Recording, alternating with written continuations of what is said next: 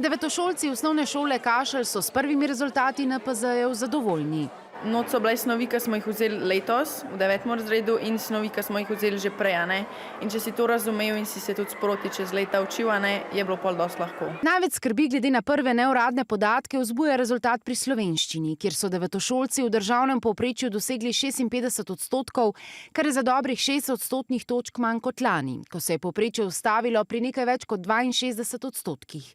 Drugačno sliko pa so pokazali rezultati pri matematiki, kjer je povprečje znašalo nekaj več kot 54%, s čimer so devetošolci za poldrugo odstotno točko presegli lanski dosežek. Smo kar ponosni na naše devetošolce, kajti v vseh vidikih presegajo slovensko povprečje. Razlaga ravnatelj osnovne šole Kašelj Jernej Šoštar ter dodaja, da je treba poudariti, da letošnji rezultati na državni ravni niso slabi.